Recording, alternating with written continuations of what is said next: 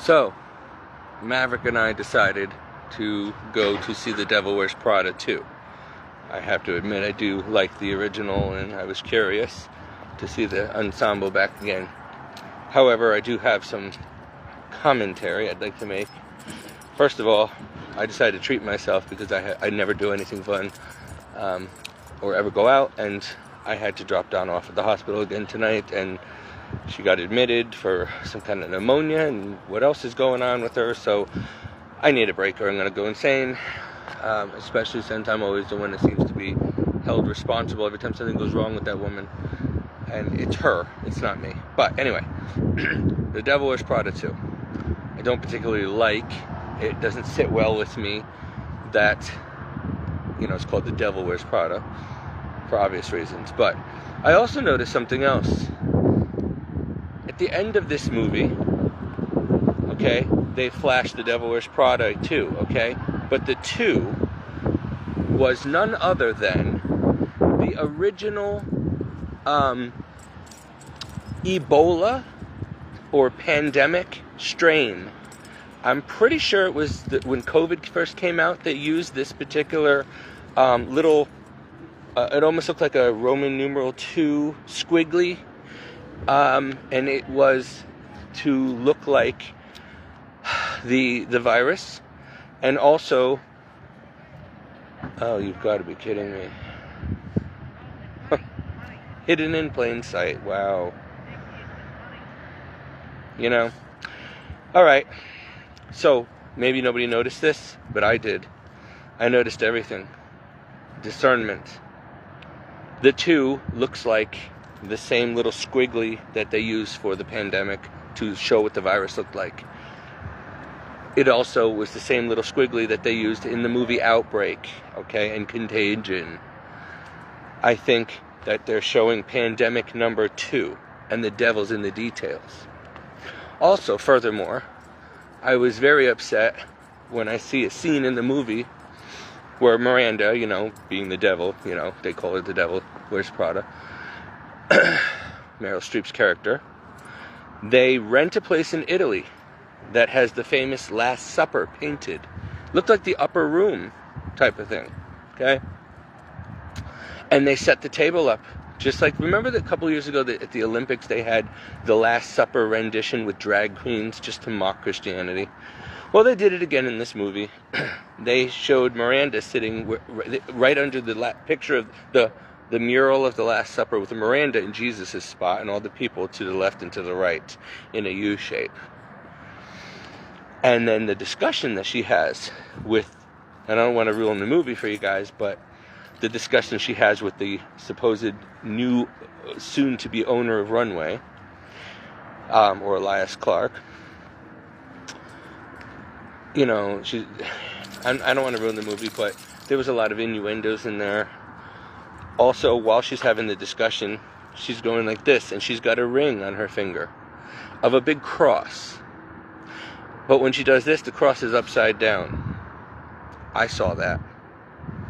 I'm picking up loud and clear. Then, before that scene, the monk, a monk with a big cross, crucifix, on his, whatever you want to call it, his habit, allowing them to rent the room for a fashion show, meeting, or whatever. Highly unlikely that the church would ever rent out a room for such a function like that. But nowadays, with this liberal lavender mafia running the Vatican, who knows anymore? Also, there was a lot of trans people in this film. They didn't feature them, but they were very obvious. And it was very woke. Very woke. We still use that term. And just so stereotypical of, a lot of little jokes and innuendos about today's society. Oh, wow, the moon is beautiful. Hold on. Where is it now? Oh, there it is. What a beautiful warm night. Almost feels like summer, but I know the cold is coming again soon. Anyway. Sorry. Maverick, you still peeing on everything? You were so good in the movie, buddy. I know you're hungry. I gotta feed you. Come on, stop eating stuff off the ground. Let's go. I'll bring you home for you too. So anyway, there was a few other things throughout the movie that I noticed that, and then what really was in very poor taste. You know, in the last film, Miranda says, "Where is my coffee? Did she die or something?" Because it was taking too long for, Andrea to get her coffee. And this time she says, "Where is my?" She was waiting for her outfit or wardrobe or something. Miranda in Milan or whatever. She goes, "Where is my wardrobe?" or "Where is my something?" or whatever. Because her first assistant was, running late. And, Miranda Priestley gets very impatient. But this time she says, "Where is she? Has she been human trafficked or something? Or has she been sex trafficked or something?" And I'm like, that is right in our face. Bam, Hollywood, sex trafficking, human trafficking. And I'm like, that is in such poor taste considering all that's been going on with the Epstein Island. And then, in the interviews that I've been watching, lately from Meryl Streep in the cast, being interviewed and whatever, they're just, I really thought more highly of Meryl Streep. I really was hoping she wasn't, and I'm very surprised that, what's her name, who plays Andrea. Well, anyway, I'm just very surprised that these particular celebrities, that they're most likely, I don't know why I'm too surprised now, because when I saw that, what is her name? I can't even remember. I think about her name right now. The one who plays Andrea in the movie. Oh my gosh. Beautiful celebrity. But anyway, when she played that new The Witches movie, and she had that big, she was like this really demonic looking head witch or whatever in that movie, The Witches, the new version of it years ago. I was like, oh God, they got her now too. And Lady Gaga, of course, was in this movie, and she's like the high satanic priestess of the music industry, and so of course she had to be in there in The Devil Wears Prada, doing this runway show scene, singing in the runway show, and it was so demonic, and the fashions were demonic. Just everything is so evil, and all the commercials trailers before the movie even came on, and I'm just like, wow, I haven't been to the movie theater in such a long time, and I really stay out of the world, and it was just, society has gotten so far from God, and I'm sitting there thinking to myself, how is anybody going to be saved? How is anybody going to go to heaven? Like, I don't know how I'm going to evangelize much longer. Like, I don't think I can win any more souls if I've even been successful thus far. And it's the world, society has gotten so unchristian, and they mock Jesus and Christianity so badly now. So they go out of their way now to do so in Hollywood. They've been for a long time, but just it's still getting worse. And this generation is just, this movie just really shows you where a lot of people's morals or lack thereof are, their priorities in this life, and the way people think, and as a general, is not good, guys. We're in trouble. Society's in trouble. We're definitely in the last days of the end times. This is terrible. And so, I bet you most people, unless you really have discernment and you're a real Christian, you're not going to understand what I'm telling you. But now maybe this will open people's eyes. And then at the end, I stayed to the very end of the credits. Nobody else did, but me and Maverick did.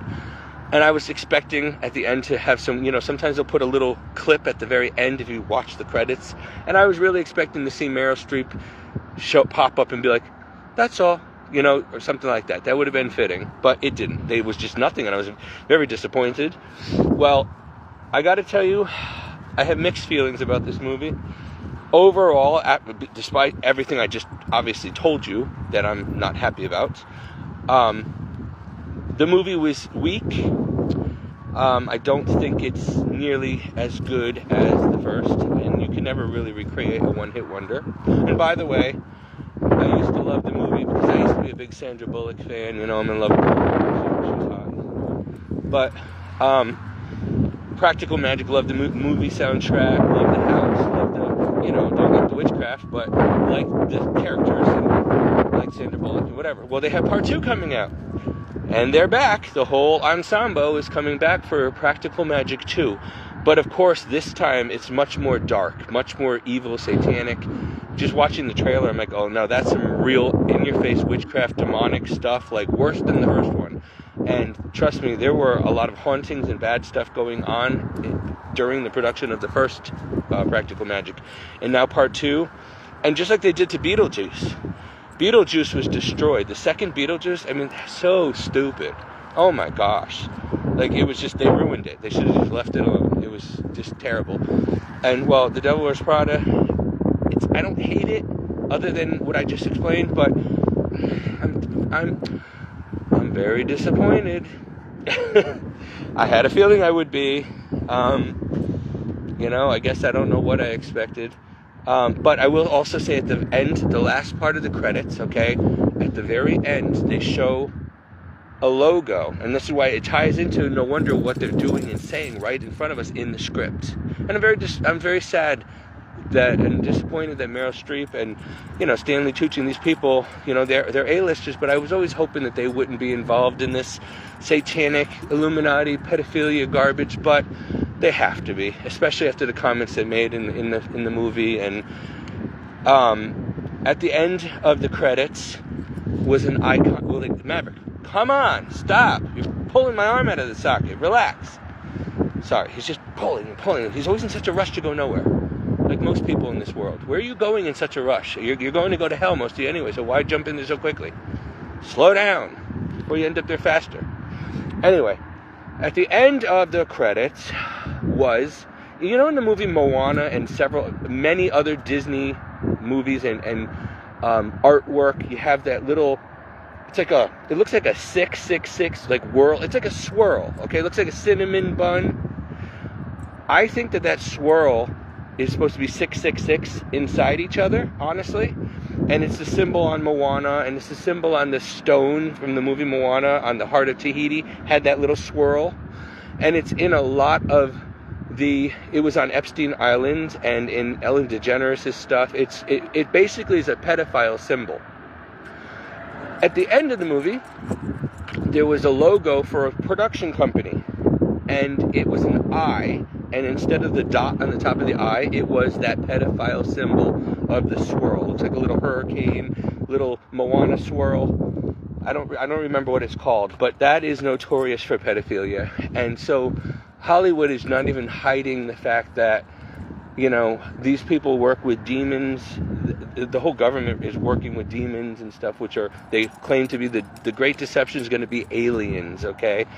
Oh, they're among us and they've always been here and blah, blah, blah. Yeah, we Christians could have told you that a long time ago. We've known that. But they've always been here, which is why we have pyramids, and that's why we have, you know, all these ancient cities that have come and gone and been destroyed, because they are Nephilim, fallen angels, demons, whatever. So aliens are demonic spirits. They're not from another world, okay? And yes, they have always been here. I've seen them myself. I tried to tell you people that. And now, years ago, me and Jeannie saw this black triangle with a dot on each corner, okay, on all 3 corners, a light on all 3 corners hovering right over us. For a while, we called the police. The police came and confirmed it. They saw it. They were amazed. And then the thing just took off at lightning speed into outer space, just like that, okay? And nobody really believed me when I told that story for many years now. I must have been telling that story for at least 15, 20 years.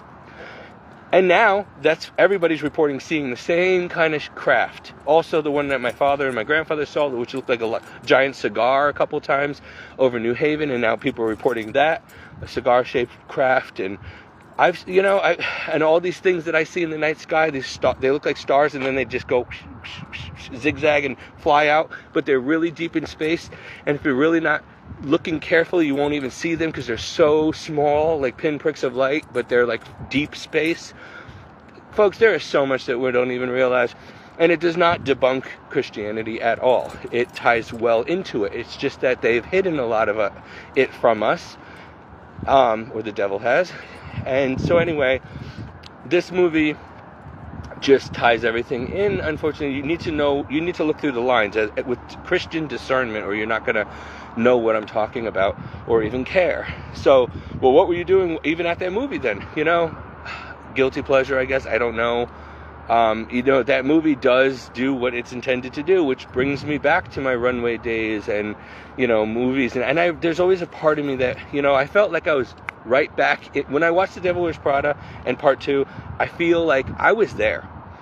I used to have that life. I hung out with those people.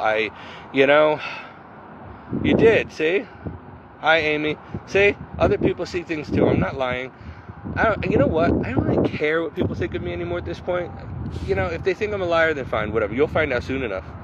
I warned you. I spent my whole life trying to warn people. Even in high school, I was telling people stuff like that. People used to go to my parties in my parents' basement, and I'd sit there, and of course they'd be drinking and smoking weed and whatever, and other manners of debauchery, but orgies, whatever. God help me. But I would sit and start talking about God, the Bible, Jesus, and people would I remember Alex Sabetta one time, and was it Joe Florzak and Miranda Baracco with her sitting smoking a cigar, and we were all in the basement. I just started talking about the Bible and stuff like that, and it wasn't even until years later that I actually started reading the Bible, and everything I was talking about was actually real, as if I already knew somehow what the Bible said, and I never had read it yet. I wasn't even a devout Catholic at that point, but I was destined to be, It's like God was using me even then, even though I was so far from Him and doing terrible things, because He knew one day when He got a hold of me, when I finally grew up and said yes, He would do something with my life, So, like St. Augustine, and many other saints over the years, they have started off really bad. Some of them were satanic priests, and then they became, somebody left. Oh, speak of the devil. See, look at that. What's that? What a shame somebody would lose that right here. Oh, get out of here. Wasted. Oops, it was full.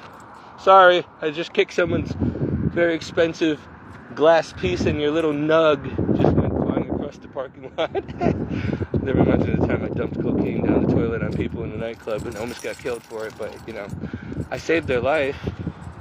Maybe their soul. But anyway, so I'm all over the place right now. It made me think about a lot of stuff is all. Folks, they're not even hiding it. I hate to say it, but it made me, kind of reminisce on the good times. When I was up and coming in Hollywood and really breaking into the biz, I was so naive. I did not know what I know now. And how many brushes with danger and death I had already. And how stupid. And that I could have been raped and murdered, or joined the Illuminati, or sex trafficked, or killed so many times. Praise God, He was protecting me. And so, luckily, I got in and out of that business pretty much unscathed. But if you're going to make it in that industry, they're going to get you. If you want to make it to A-list, you're going to sell your soul. You're going to be doing things that you can never undo. And at that point, you're just going to keep going up, because you're all black. You're going to all have blackmail on each other. And it's just really sad that almost everything in this world that entertains us is wicked at the core. And as a Christian, you try to just enjoy it the best you can and be choosy with what you watch and listen to, and try to ignore the evil and the ugliness and the reality behind it. But it's getting so hard, and I guess I came to watch this movie out of curiosity. And I really do like Meryl Streep. She's a phenomenal actress, and I worked with her once on that movie back in, 2011? Oh gosh, it was Hope Springs.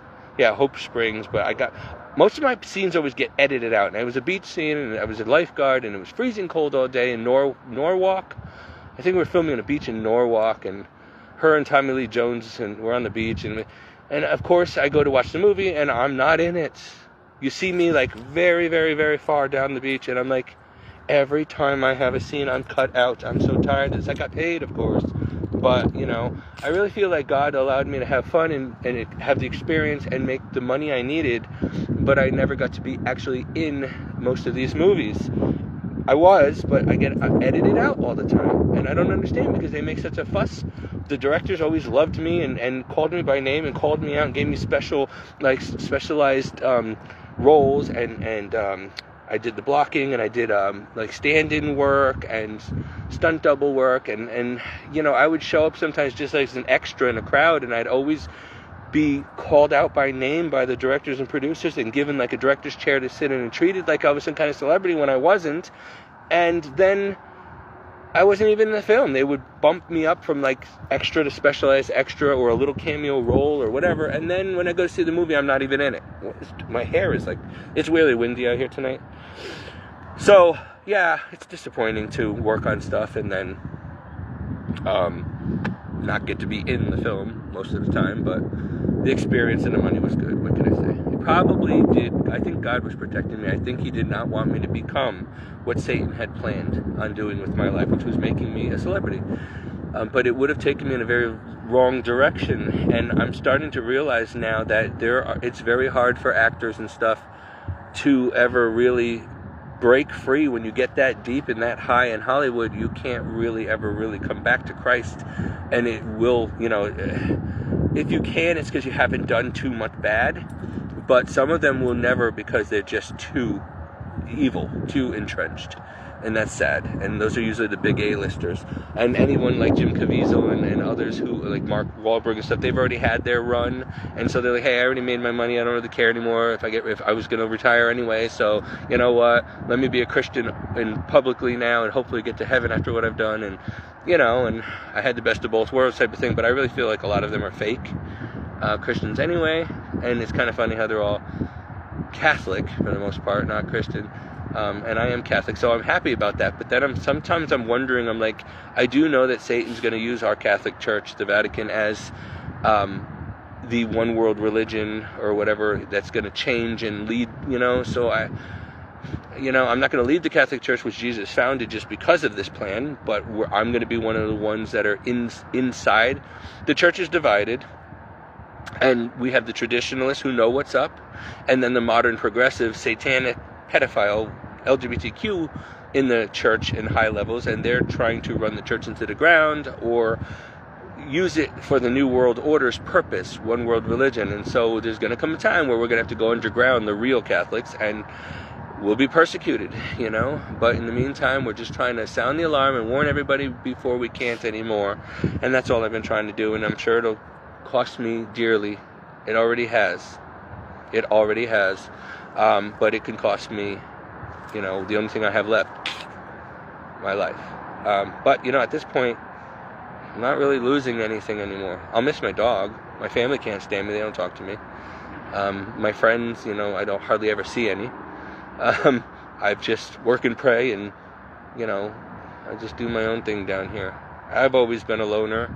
Never wanted to. But it's just how it has been, you know. But if I'm doing the Lord's work, and I hope I am, then I see why he's had things be the way they are. It couldn't be any different. It couldn't be any other way. It had to be this way. So that I could, so I can be set apart to do what I do. Which is not, you know, pleasing to most people or admirable to most people, you know. Even a lot of Catholics, the lukewarm ones, can't stand me. They're like, Steve, why can't you just be a normal church-going Catholic? Why do you got to be like this loudmouth evangelist? And, you know, because that's what I was created to be. Yes, I use my look, what the devil meant for harm, God used for good. I could have been an A-list celebrity. I could have probably had the world. But what does it profit a man to gain the whole world and lose their soul? So I made the right choice. I chose Jesus. And I tasted the world, and I can see why people like it until you see the real truth about it, and you go in deep and you go on high and you realize how wicked it really is, how satanic it really is. I hear you, Amy. I'm seeing your comments. Yeah, and so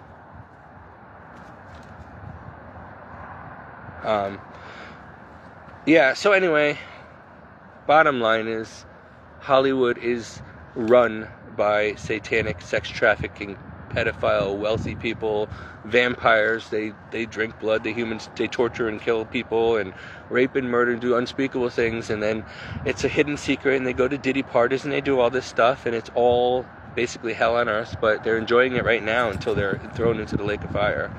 And their day is coming soon. But It's just sad, you know.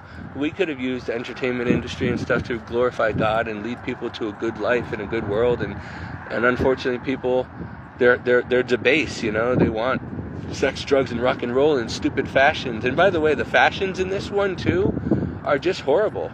Like, one thing that was always funny about the fashion industry, even when I was breaking into it, you don't hardly ever see, unless you're a super millionaire who can afford this job.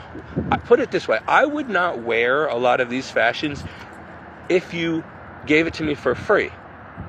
And I don't care if it's Dolce & Gabbana or Prada or whatever. I've had some of that stuff, but I'm very picky on what I wear. So these ugly fashions that they're showcasing in these runway shows and in this movie, I'm just like, it's hideous. It's ugly. You couldn't even pay me to, well, maybe if you paid me and put me in a magazine, I suppose, but I'd be embarrassed. You couldn't pay me really to even wear this stuff. And these people think it's like so great, and I'm like, this is ugly, you know? It's ugly. That's fashion. It looks like modern art that somebody chewed up and vomited out onto somebody. It's like La Croix. It just makes no sense. It's ugly.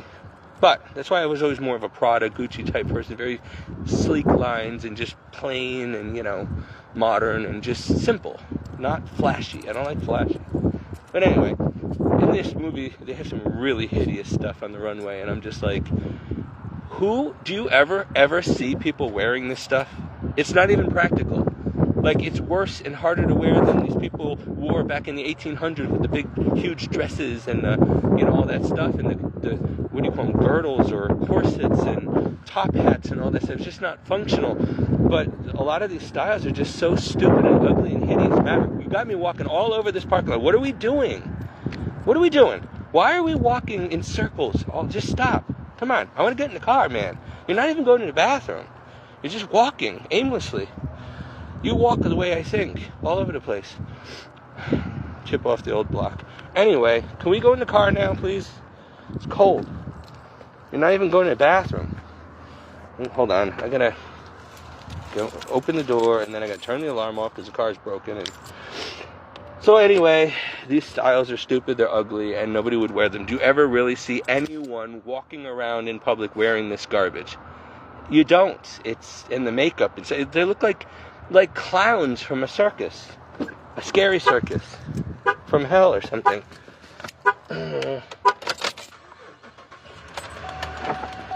Okay, Maverick, in the back seat. Come on. Let's go. Come on, in the back. Up. Up. Come on, let's go. Inside. In. Come on. In. Let me help you up. Come on, come here. Alright, you're getting all tangled up with this thing. I'm getting really irritated now. Stop. Come on. Ugh. Get in there. You are heavy. 18-pound Chihuahua. All muscle. Alright. You done? Okay. He's just not been feeling well lately, and he's been just all over the place. And of course he doesn't like when Donna is in the hospital and when the paramedics come and all this other stuff. So, that's my take. It's 2 o'clock in the morning and I'm rambling on it because I drank too much coffee and I still have more, and I'm going to finish it. The movie overall was entertaining. I didn't hate it. I just thought it could have been a little better. I thought it was a little weak, a little just, they destroyed Miranda Priestly. She was very humbled in this movie. It was kind of funny to see this woman be torn down from her power and basically have to take what she has given all other people in the last movie, like how she was so just power hungry and nasty to everybody. And now in this movie, she's not the boss anymore, and she's basically, the whole movie is them just taking everything away from her. Everything that she thought was so important. She really thought who the heck she was, and then she realized she's nothing. You know, it was kind of fun to see them tear her down in this movie. But the reason people like Miranda Priestly is because of her, you know, that's all attitude, you know. And now she was an old woman just, hold on. Well, I don't want to ruin the movie. Go and watch it. I'm just saying, Hollywood always shows its satanic pedophile side, if you know where to look for it, in everything. Everything. However, what can you do? I mean, you can't. To remove, unfortunately, if you were to, I had to plug in my phone, if you were to remove, you know, all of this evil from Hollywood, the pedophilia and the just everything behind the scenes, you know, there wouldn't be a Hollywood. There wouldn't be A-listers. You wouldn't have The Devil Wears Prada 2.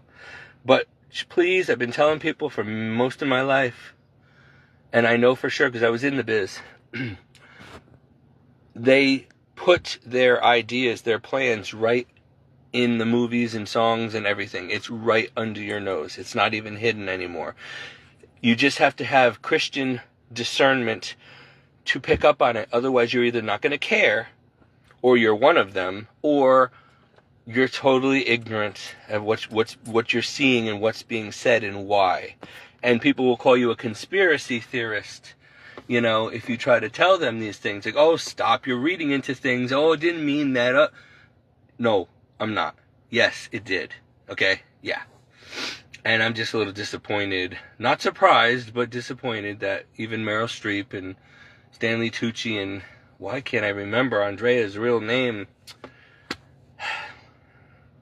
They're just, oh, and in the Fockers, the new Fockers movie, more of this New World Order satanic agenda being fed to us, right, in through the lines and in the trailers of the movie, and it's just sad. It's sad. It's over, folks. It's over, and they're laughing at us. I think they mock us. They mock us. They know that we're paying them millions of dollars. God knows what they're doing with that money. It can't be good. Besides hellbound lifestyles that they're living. But they are, they're entertaining us to keep us distracted until it's time to harvest our lives and souls. Or until Jesus returns and throws most of us into hell, you know, and so that we don't realize, you know, what's going on and, you know, what's coming to America and to the world and World War III and the New World Order and all that stuff. It just keeps people lulled to sleep. Then they tell you you're woke when you've never been more asleep. It's just, I see through it all. The world is so evil, and every time I venture out in public once in a while, I realize that more and more. And when I watch films and listen to the radio and TV once in a while, it's gotten so bad. Like, when you take years off, and then it was bad back then when I was watching TV, you know, and then I haven't had cable since 2014, and now when I watch it, like, sometimes I'll watch it different places, at work or wherever, and all of a sudden, it's like, oh my gosh, like, this is so immoral, so unethical, so homosexual, so sodomite, so LGBTQ, so evil. Like, God is gonna, no wonder God's gonna destroy America. Like, no wonder Russia and China are gonna come here, and they're gonna rape and murder us and throw us into work camps naked, and they're gonna do terrible things to us, because it's a punishment from God, and He's gonna have invading armies destroy us. And your government knows about it, and they're in on it, and they're either that or they're so blinded by pride, like by the devil. The devil's got them so blinded, or maybe God's blinding them, that they don't even realize that they're piece pawns on a chessboard, that they're pieces in the puzzle, like they're puppets on string, making this happen. I really believe that Trump and everybody know what they're doing. They're intentionally starting wars and keeping us going to destroy America and to bring the free world down and to put us into a cashless mark of the beast society. They can't be blind to it. They've got to know what they're doing. And if not, either way, does it matter if they're doing it ignorantly or intentionally? They're still doing it. And it's still part of the Bible's prophecy, and it's still going to happen, and we're all going to be in trouble. So I suggest you be one of the few that get saved. I hope I'm one. And I suggest you give your life to Jesus Christ, and I suggest you really start living a holy life, because otherwise you're not going to have anyone to protect you down here during all of this. And what's worse is when you do die, and many of us will through all this, and probably terribly, you're going to go to hell on top of it. So out of the pot, into the fire, you know? Imagine being in a frying pan right now, and that's terrible. But you jump out of the frying pan to go right into the flames of the stove. Even worse heat, you know? So slow cook or fast cook, slow death or fast death, but either way. And that's eternal, you know, hell's eternal. And so only I can go from talking about the Devil Wears Prada into a sermon again. What can I say? That's why I'm me.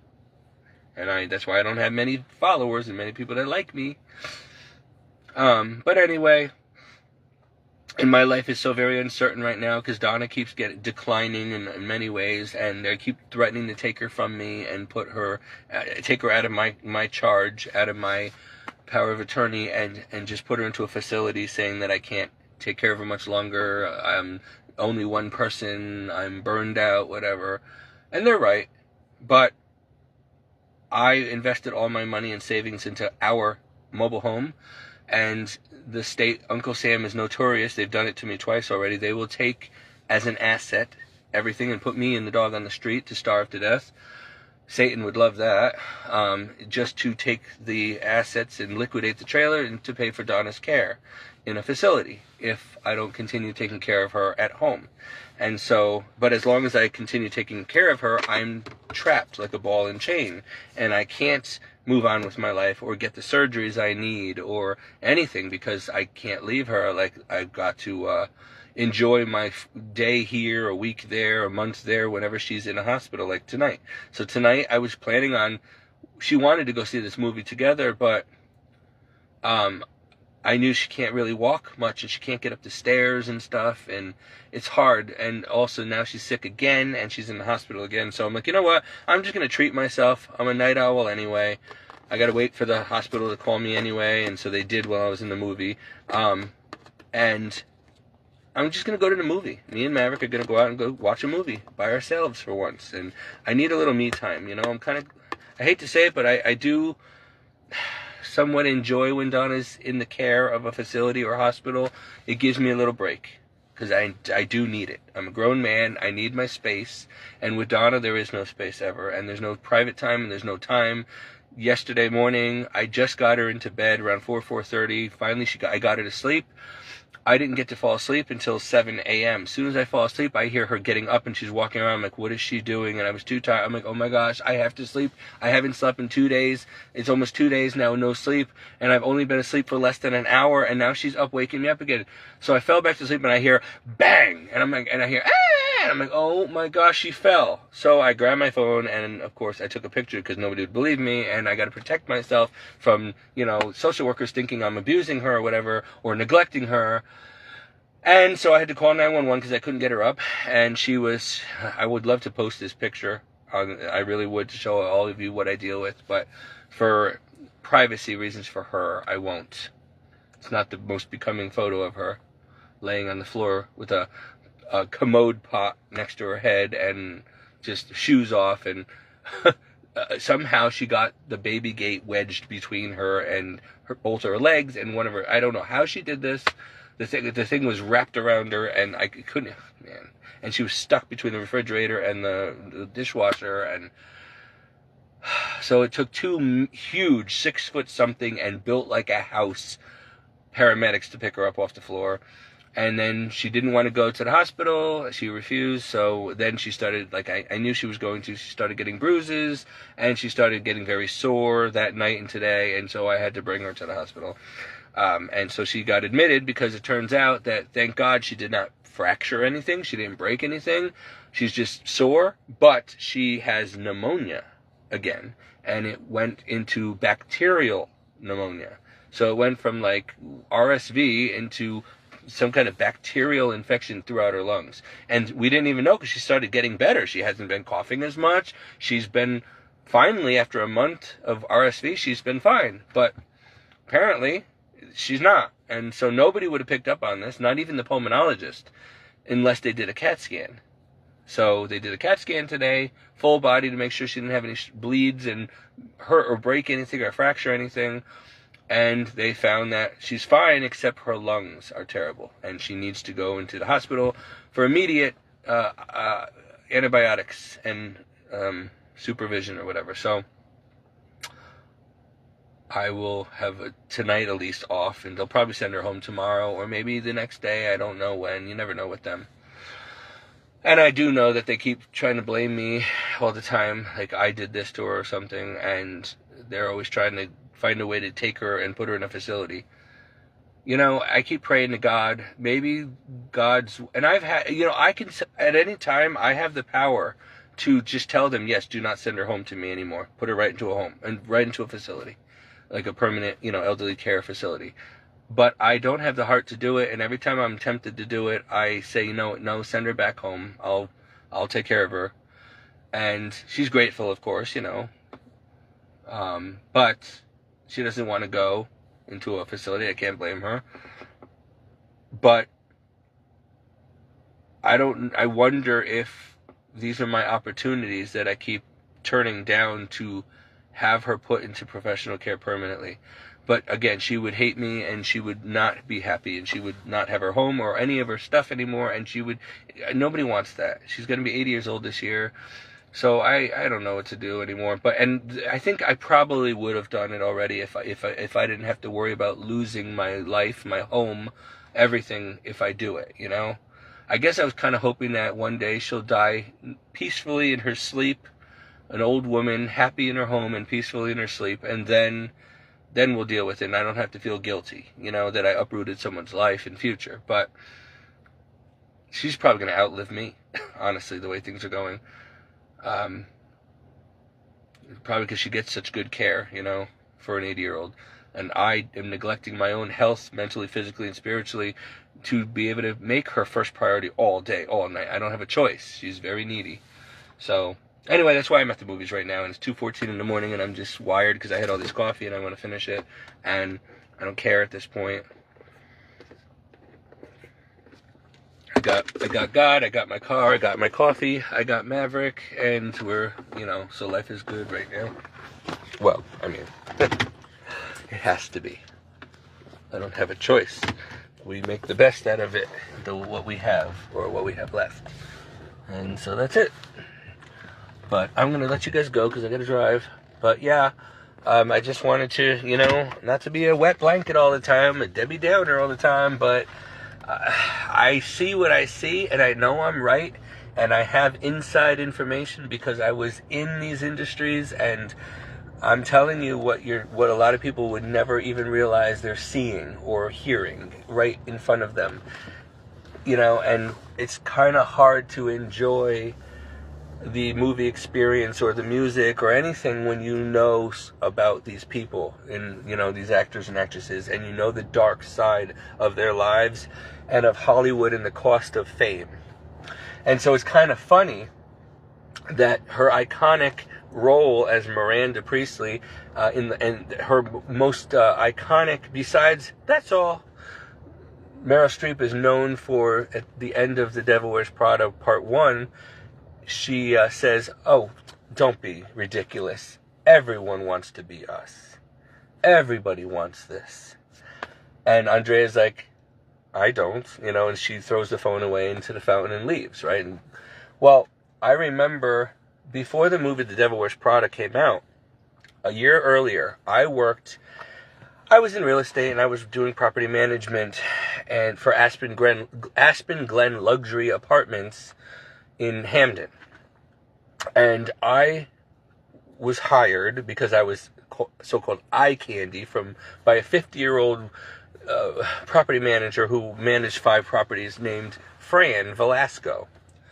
And she was so nice to me, but I didn't realize she had designs on me, and she had a husband who was like 30 years old, and he was weird. He was like this short, 4-foot-tall Asian guy or Hawaiian guy with a ponytail, and she was this big 6-foot-tall, blonde, you know, heavy-set, homely woman, old woman in her like 50s or 60s, and a smoker, foul-mouthed, whatever.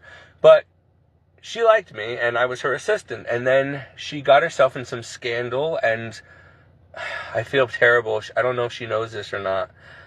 I was just doing my job, and I didn't realize I was doing such a good job, and she trusted me with all the books and with the Bible. We call it the Bible. It shows all of the rents, all of the apartments that are vacant and occupied, and which ones are on the list for to be rented out sooner, and whatever. It's a detailed book. It's called the Bible because we run the whole complex with that thing. And I was responsible for the book, right? Well, and the billing and the leasing and everything. And I practically ran the place because her and her little poodle were hardly ever there. And so I did everything, right? I was her assistant manager. Well, doing my job so well, I guess I uncovered 10 years of what was hidden for 10 years. Long story short, my boss she owned a construction company on the side, and there was a lot of numbers that didn't make sense when I was trying to add them up. And I guess she probably thought that I was too stupid to do my job right and figure it out. And I get to the bottom of things. Well, I uncovered that there were like 20 units that were supposedly occupied, but were not. And there was a lot of electricity bills that I had to keep paying every month for supposedly unoccupied units. Turns out she had family and friends living there. She had an operation running out of this place. And they were buying furniture and boilers and very expensive things, saying that and putting them in a storage in a couple of these units that were apartments. And I uncovered it, and I didn't think Fran had anything to do with it. I didn't even run it by her. She was hardly ever there. So I sent in my submission, my paperwork, to the home office. I think it was called Garden something in New Jersey. And Garden Homes in New Jersey. And they own a lot of real estate. And I got congratulated for uncovering decades-long scandal of thievery. Well, Fran ended up we had a meeting one day, and I shared an office with her, and I was told to wait outside, and she had the CEO and the owner of the company came in, and next thing you know, I'm like, what's going on? She's like, Fran is fired. Congratulations. Good work. You are now the property manager. I'm like, wait, what? Why? And so I went in, I'm like, Fran, what's the matter? She's like, Steve, she goes, I should be mad at you. And I'm like, what happened? She goes, you didn't know? And I'm like, what? And she goes, you got me fired. And I'm probably going to go to jail now. And I'm like, that was you? She goes, yes. She goes, what, you got me. She's like, I just never thought you would ever uncover this. Yeah, for years I've been stealing from the company, and I've been, I was buying supplies and boilers and expensive things, and then hiding it, and making this company pay for it while I was selling them and putting it through my construction company on the side, and that's where I was getting very expensive equipment and stuff for my apartments and stuff that I was doing, my buildings, and it was working for a long time. And I also, she's like, the whole staff, like all the maintenance crew and everybody, they're my family and friends and cousins, and it's kind of an inside job. And so you basically just got everybody fired. She's like, but you were only doing your job, and it wasn't your fault, and I should never have put you in that situation. And she's like, but I was planning on leaving soon anyway and giving you this position, but you earned it. Well, so anyway, I'm supposed to be the property manager. Next thing you know, this woman, Patty Flom. Why am I bringing this up? Because Miranda Priestley, I swore, when I first saw the movie The Devil Wears Prada, I swore that they must have, I didn't know about, Anna Wintour and all that stuff at the time. I mean, I heard of her, but I didn't know that that's what, at first, when I first saw The Devil Wears Prada, I could have sworn they must have been talking about my boss, Patty Flom. Patty Flom comes in one day, and she goes, hi. She goes, congratulations. I'm like, oh, you're my new assistant? You're the assistant property manager? She goes, no, honey, you're my assistant. I'm like, what do you mean? She goes, yeah, get out of my desk. I'm like, this is my desk in my office. She's like, not anymore. I'm like, what are you talking about? She goes, listen, I'm going to keep you because I'm firing everybody else, but I'm going to keep you because you did a good job and you're really good at your job, and I need someone to train me because, honey, I'm just a wife of a very wealthy lingerie creator or whatever. And I'm like, okay, so you've never done property management or real? She's like, no. I'm like, well, then how did you get this job? She goes, because my husband is friends with the owner of Garden Homes, and so I have the job. I was bored. I didn't want to just be a stay-at-home, and she's like, I got tired of the lingerie business or whatever, and so I decided to try something else. And I'm like, so you took my job where I had free housing, a company, Mercedes, full 401k, dental, everything, and now I'm just the assistant again? She was like, or you could be unemployed, or you could work for me, your choice. So I had to train this woman, and I had to continue to run 5 properties for her because she was dumb as tacks, and she was like Miranda Priestley. She would come in, throw her purse and coat on my desk, hand me her she had this stupid annoying dog. I think it was also a poodle, a big poodle. And she would say, here, walk my dog and go get my dry cleaning, and here, I want coffee, and go take the car go get the car washed, and when you get back, you still have your work to do. And I'm like, I have work to do. Like, I'm in the middle of this. Oh, no, I'll handle it. I'm like, but you don't know how to do it. She goes, oh, I hired somebody else too. So the girl in leasing that I hired, she's a friend of mine. She can handle it. I'm like, you're going to, the woman I'm training, you're going to make her take my spot one day, aren't you? She goes, it's just a little insurance policy that if you should ever leave me, she will be able to handle your job and hers. And I'm like, are you ever planning on doing your job? Because you come in late or not at all. You make me do everything: the hiring, the firing, the billing, the accounting, the leasing, the property management. I mean, I have to do everything. And every time you get the tenants angry, they come after me, and you blame it on me. Every time somebody gets fired, I have to do it. Like, why am I? You don't need me. Like, she's like, and I remember she was so nasty. She gave me a birthday card on my birthday, and that was it. I ended up quitting on my birthday. I was so aggravated with working with this woman. She was so evil to me. She would make me do the most mean, unethical things. I could have sworn she saw the movie. I would think that she saw the movie The Devil Wears Prada before getting that job, but The Devil Wears Prada wasn't even filmed until September 2005. And I was working in this place from 2004 to summer 2005. So no, I quit in February 2005. So she never even saw this movie. So she was really exactly like Miranda Priestley. Literally, just this wealthy, stuck-up snob, like, that's all. And I'm like, I hated working with her. And everybody was so nervous when she'd come into the office, and I was her first assistant or property manager or whatever I was to her peon. So I trained her to do my job, and then she still couldn't do anything. And then one day, it was on my birthday, we had a deep freeze, and I warned her not to make me fire the maintenance staff because we didn't have anybody to replace them, and she just didn't like them, and she made me fire everybody. And I liked these people; they were very good to me, and I'm like, it's not my fault, They're like, no, we know it's not you, it's that witch. And I'm like, okay, well, so I fired everybody, and then she made me fire the contractors. I'll never forget. She made me call Viglione Heating and Air Conditioning. And we had a contract with them. We were they were our go-to guys. We had used them for years. And she was like, you're going to say this? And she was standing right there. She goes, do it now. And I'm like, why do you want me to fire our only heating and air conditioning contractor? We need them. You should at least wait until I can get a new vendor to replace them. She goes, no, I don't like them. I don't like the way their secretary talked to me.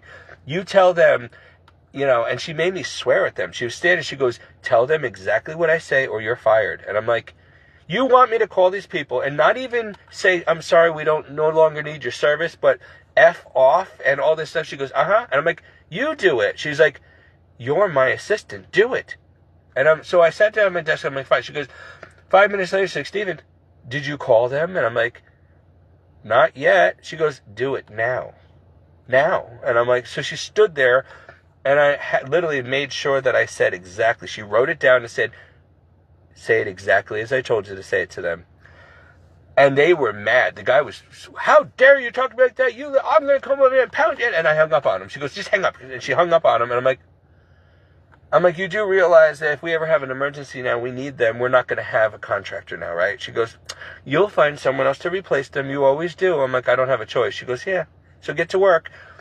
So I was like, oh, she goes, oh, it's your birthday. I forgot. She goes, remember how I offered you to buy my old BMW? And I'm like, yeah, but I don't have that kind of money to buy a BMW. She goes, of course you don't. You're poor. You know, you're not wealthy like me. She goes, I should have known, but I was just being nice. I knew you could never, I was going to give you a good deal on it. And I'm like, that wasn't a good deal on an old 120,000 miles on your stupid BMW. Like, and she's just like, well, honey, it was your only chance to ever have anything nice in this world. You'll never amount to anything. She's like, but I got you a gift, and I'm sure you're going to love it for your birthday. And I'm like, okay. She's like, it is your birthday, right? Uh-huh. Well, happy birthday. And she gives me a card. So I open up the card. It was a card that was a photo of her BMW. And it said, happy birthday, here's your car, something about, this is the closest you'll ever get to owning it. Patty. That was her name, Patty Foam. And I'm like, thanks. And she's like, you're welcome. She's like, my lunch soon? And I'm like, yeah, okay, I will order it. She goes, all right, she's like, don't be late. She says, I don't want my food cold. And she's like, I want to eat it by 12 o'clock. And I'm like, yep. So anyway, then she goes to a meeting or whatever she was. I don't even think she went to a meeting. I think she went to go get her nails done or whatever she was doing. I don't know. She had some meeting or whatever. She also, that week, she decided to make us go and put flyers on everybody's door saying that if you leave anything in the hallways, it will be confiscated and thrown out. And so you have 1 day to clear your stuff out. Otherwise, it's going in the garbage. So she had the new maintenance crew go through and throw everybody's shoes, anything that was left in the hallways, thrown out into a dumpster. Not only that, we went through a deep freeze. And she did not allow me to let Viglione finish insulating the pipes, okay? Weatherization needed to be done. And she said it wasn't in the budget and she wasn't going to do it. So, and then she makes me fire them because she didn't like the price they were quoting her. So, that night, okay, the night before my birthday, everybody's stuff was confiscated and thrown away, and there was a deep freeze, and a lot of the pipes had burst in all the complexes. And there was people livid out with the line out the door to my office. Who's the property manager? You better put us into a hotel.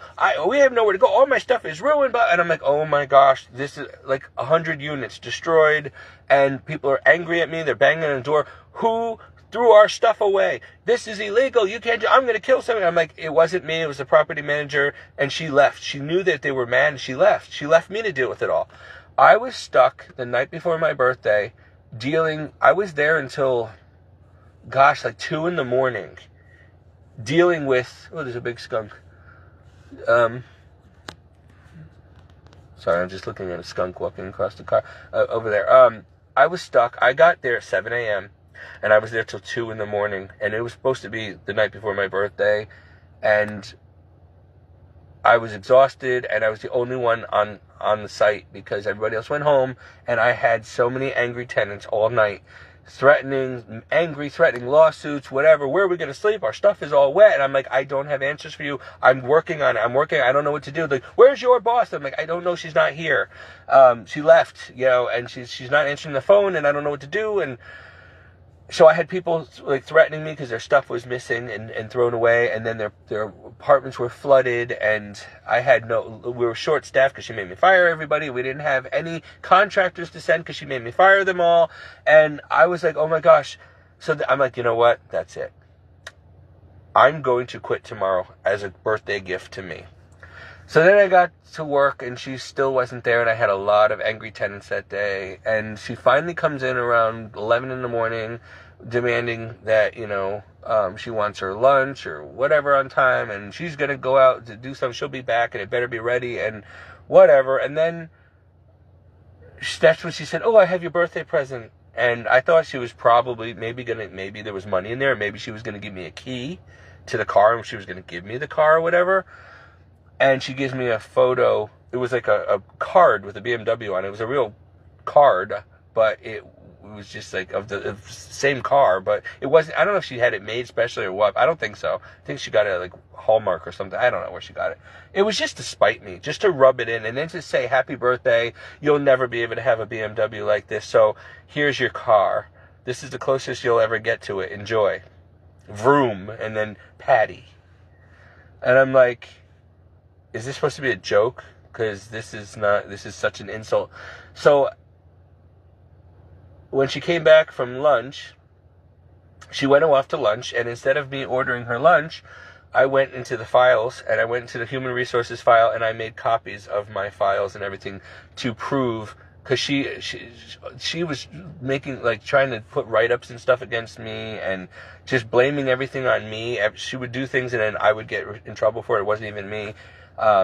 And she was just getting away with a lot of stuff, and I had to make copies of the time cards and stuff to prove, because I knew I was going to quit, and they were going to try to screw me out of my 2-week paycheck, and so I had to make copies of everything, and then I put the file back. Well, when she came back, I was done. I was so, I am so over this job right now, and I forgot, she was probably saying something like, "You're so lucky to have this job," and whatever. And she said something about, oh gosh, I don't remember what it was.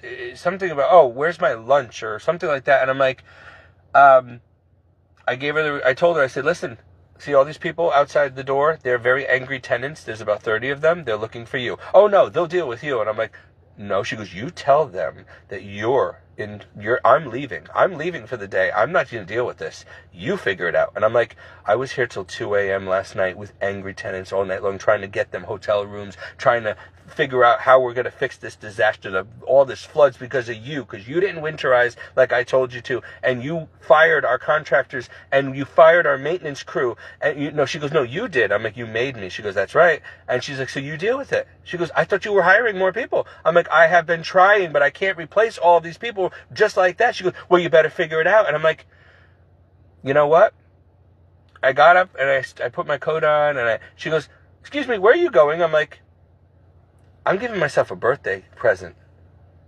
I quit. She goes, "You can't quit. I'm leaving." I'm like, "No, you're not. You're going to stay here and do your job, property manager." She goes, "No, what am I going to do? I don't know how to do my job. You've always done everything. You can't leave me, Stephen. Please, what do you want? Like, you want a raise, whatever?" I'm like, it's too late for that. I'm done. You wanted to be the boss? Now you're the boss. And all these angry tenants, they're waiting for you. And not me. And good luck. She goes, "No, please." She's like, "You can't do this to me." And I'm like, I just did. Bye. And I walked out the door, and she was like, ran to her desk, and she was panicking, and she called the home office, and there was nothing they could do. They called me and said, "Stephen, please go back to work. She really needs you." And I'm like, "Nope, I'm sorry. And I do expect to get paid up till 12 o'clock today. So don't screw me out of my pay. You hired a tyrant. You took my position. I would have been a better property manager. I worked very hard for that position. I proved myself. And you gave it to some woman who's a lingerie designer or something, or whose husband is a lingerie. She doesn't even know the first thing about management. And she's like the devil. She's evil. I'm not working for her. You need to fire her." Well, wouldn't you know that woman is still there, to my knowledge? Oh, also, through my connections at the New Haven Advocate, I ended up pulling strings and getting Aspen Glen Luxury Apartments to win, 10 years in a row at least, the New Haven Advocate's Best of Award. I can't even get into it, but it's a big deal in New Haven to be the best of. You're number one. They got the whole page ad in New Haven Advocate for the best of and they win the best of complex, number one complex in Connecticut every year, because it was kind of rigged, because I knew Vinny Panichini. I think he's on my Facebook page, or he used to be. I did some movies with him. He was a Casey 101's, host and all that. Lori Panichini had a high position in the New Haven Advocate, and in New Haven, and so she basically helped us get best of. Because of my connection, Patty Flume got another award for being such a good manager, because she got best of. I brought that place from 20%, I think we had 20% capacity, of, what do you call it? Oh my God, I'm losing my terms now. 20%, it was like 75% vacant. And then I got there, and part of the reason why was because we had like 20 or something units, 20 or 30 units that Fran had as not available, but they could have been leased out, but she was using them for illegal activities. And so once I figured that out and she got fired, we leased those apartments out. And then, so anyway, we went from like 75% like vacancy down to a waiting list for 5 years. Okay, we filled them up with me working there. And once they got the best of award, we had people, I was so busy leasing apartments, there was like literally a 5-year waiting list to get into this place now. I did that. But do you know who took the credit for that? Patty Flume, my boss, took all the credit for doing that. I brought her into the New Haven Advocate, or brought them into us. I filled those apartments. I sold the leases. I did all the work. I never got credit. I think I was making $20 an hour at the time. And that wasn't even enough. Or was it 12? No, actually, no, wait a minute. 12. I was getting $12 an hour. $12 an hour back then in 2004 to 2005. 12 an hour. Ridiculous. Way underpaid. No benefits, So, anyway, and that's happened to me at the New Haven Register when I worked there. I got screwed over. I keep getting screwed over everywhere, so that's why I will not work for corporate anymore. I will not work with people anymore like that. I'm my own boss from now on, and that's it, because people take advantage of my hard work ethic. I pound the pavement, I get it done, but I never get the promotions, and I never get I get screwed over. People take credit for everything, my sales, everything, all the time, and so it's like living under a curse all these years, and so why should I bother anymore? I deserve better than that, and I've never gotten my promotions. They've stolen my hard-earned, oh my gosh, I feel like I'm getting dementia, God forbid. I can't remember things anymore. Every month, you have a bonus. If you reach a goal, you get your bonus. I think that's the term for it. And I always met my numbers. I always exceeded. And they would find some reason to take my commission from me, okay?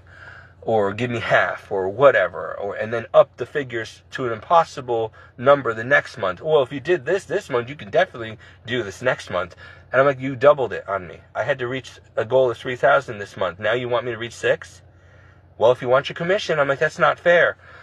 So I would always meet it. Praise God. A lot of prayer, a lot of elbow grease, a lot of work, hard work, long hours, and I would make it, and they would still try to find a way to screw me out of it, my paychecks or my commission. So then I'd quit. When I don't stay at a place, when I realize it's going nowhere and I'm not getting the credit I deserve, I quit. I'm not going to put up with it. I'm not a doormat. I work too hard, and they hire people who don't work at these places, and then why should they get my clients and get the all the credit for my work, and take my clients and take my commission, and it's just not fair. So this world is so evil. It's always been evil to me. I've always been screwed over up until now, and so I'm just, I hope it doesn't stay that way. And so Satan's definitely had it out for me my whole life. The devil's definitely in the details. So I just thought I'd share that with you, that I think that's why I like the movie The Devil Wears Prada, because not only was I in the movie and fashion industries, but so I know firsthand experience what it's like. But I also had a boss that was just like Miranda Priestly in The Devil Wears Prada. And so I like that movie because it reminds me of being Andrea. I was in her shoes, and it might not have been a fashion mag, it was real estate, but still, it's not the point. Same thing. And so, and I think I remember having a run-in with Patty years later, and I asked her, I said, "Oh, so did you see your movie?" She goes, "What are you talking about?" "Well, my movie." And I'm like, "The Devil Wears Prada?" She goes, "That's not me." I'm like, "It certainly is you. In fact, I really swore that they wrote that about you." She goes, "I was never that bad." And I'm like, "No, you were worse. I'd have more respect for you if you were Meryl Streep. Have a nice day." And the reason I had a meeting with her was because I was working at the New Haven Register Play magazine. I left her job. I left that office. I left working for her as her assistant, and I got myself a nice job in Play magazine, being a lead advertising sales executive, and I got to design my own ads, and I met my goal every month. I made a lot of money in commission. I worked very hard for it, but I was definitely appreciated there until I moved to Florida and they screwed me out of a very hefty commission. I sold $1 million advertisement, a whole page to Pilot Pen. And during the during Pilot Pen, I sold a whole page in my magazine, $1 million a page, okay, to IKEA. I'd been working on them for months. Nobody was ever able to land IKEA. I did. I always landed the impossible. Pratt and Whitney, any company that nobody can get, I always landed. Praise God. God did it for me. I prayed my rosary, I got the job. I got them. And people are like, "How do you do it? People have been trying to get them for years." Prayer? God? Yeah, okay, Steve. You must have known somebody. No, God. That's how I get through life. God, He answers prayers. He's always helped me like that. Otherwise, I can never make it in this world. It's meant to hold you down. And so I had to go back with my friend Tony, who worked. He had the same job as me. He was a competitor for the New Haven Advocate. But I promised him that I would help him get the Aspen Glen luxury apartments for another year. Even though I wasn't working there anymore, I had to go and introduce him to Patty personally and say, "I know that we have bad blood between us, but you still want to be best of this year, don't you?" "Absolutely." And I'm like, "Okay, well then here's the guy who's going to make that happen for you." So I brought him to her office, and then I left. And I'm like, "You guys do your thing. I'm done here." And I didn't get a thank you from Patty. I got a thank you from my friend, because that was a lot of money that he got from Garden Homes in Aspen Glen for running, having them run in the paper again in New Haven Advocate. And it was a very costly ad, and they got Best of awards again. So, but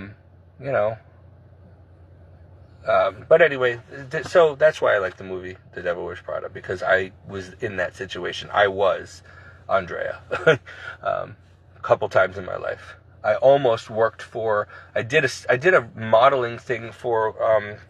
What's her name? She's very wealthy and very well known. I think she's on my Facebook page, or she probably finally unfriended me. Come on! I can't. Why am I? I know it's 2:45 in the morning, so bear with me. Hold on, I'm forgetting people's names. It's so long ago. One of the last modeling gigs I did was for handbags for. She lives in Brantford. She owns a large plot of land on a peninsula in Brantford near Stony Creek, Fife and Drum. She makes handbags. Oh my gosh. There's a store. Oh, Sears. Francine Sears. Okay. You want to know someone who's like Anna Wintour or Miranda Priestley? Francine Sears is the real deal. She's very big, very multi-millionaire. She makes designer handbags and stuff like that. And she lives in Brantford, Connecticut, in Stony Creek, near the Thimble Islands. And I worked out of her home for a while. I did modeling, and back in the, I don't even remember what year it was, I did the modeling for the Chill Pack, it was called, the Chill Pack. And it was a designer bag for men, like a mail carrier bag, but it was for laptops. It was a laptop bag, but it had underneath the bag, you keep the laptop in the bag, and the bag plugs in or it was battery operated or whatever, and it's got fans, like little fans built into the bag. So your laptop will never get hot when you're working with it on a train, on your lap, wherever. It keeps your laptop from overheating. It was called the Chill Pack, or the Chill Case. And I was the model for that, and and Francine was, I had applied a couple times to do I was going to be her personal driver, and then I was going to work as one of her assistants she has, on her estate, in her mansion, she's got an office building on the estate, and her home office where everybody works, the designers and the salespeople and whatever, they work on her property. So she's got this big house, and then next to it is another house, like a guest house, converted into her office. And inside that office looks exactly like the office of Runway in the movie The Devil Wears Prada. It's kind of cool. And so Francine Sears, I think she might still be on my Facebook page. I don't know. She might have unfriended me by now. Her son is a very wealthy, well-known yoga. He owns some kind of yoga studios or whatever. He's got a ponytail. He's quite flexible. So Francine Sears is like a modern-day, real-life Miranda Priestly, fashion designer, handbag designer, whatever. And so she's in Brantford, Connecticut, Francine Sears. And she's probably going to kill me if she watches this video. But anyway, I didn't get the job a couple times. I worked for her for a little while doing like modeling stuff at her house. We did some photo shoots there or whatever. And then that was it. I never got the jobs that I applied for afterwards. I almost did. One of them I turned down because I didn't want to be her personal chauffeur. She travels a lot, and you cannot be late, and she's very, you don't want to piss her off. And I knew that I don't want to be responsible for driving her limousine or whatever all over the place to, airports and all that stuff, and having to pick her up in crazy hours. And I'm like, I don't want to be another woman's peon anymore. And now I got Donna. I'm her servant. I wipe her butt. I change her, I bathe her, I do everything. I cut her meat for her, I put her pills in her mouth. I went from working for, elite, wealthy, well-to-do, snob, nasty Miranda Priestly bosses to being the personal nurse and assistant to Donna Dutrier now for many years. So just when you think your job can't get any more crappy, you're literally wiping crap now from your boss's butt. So, my gosh, what did I do with my life? Talk about being humbled. You know what I think? I think God has humbled me. I think that maybe he does want me in heaven, and you can't get into heaven if you want to be in the world. You can't be an actor, a model, whatever I was, and very money-oriented, proud, career-driven person. You have to be humble. So I went from one extreme to the other in my life. And a lot of that is because I started becoming a devout Catholic, and it started affecting my, let's just say the devil retaliated, because I lost everything and everyone, my health, my looks, my money, my sports cars, everybody I dated. A lot of my friends are dead. My family disowned me, and a lot of them are dead. I mean, career, opportunity, everything just went crashing and burning. And so now I'm poor, unemployed for years now. Well, I'm employed through Donna. She pays my bills so I can take care of her, but I'm not happy. And how did I go from up and coming A-lister to wiping butts for a living? Just when you think it can't get any worse. And so, yeah, but it's been humbling because without realizing it, I guess I was never really one of these snobs, that I brush shoulders with often, but maybe I could have become one. Maybe I would have sold my soul. Maybe I would have joined the Illuminati. Who knows what I would have done if I continued down the path to fame and fortune that I was on.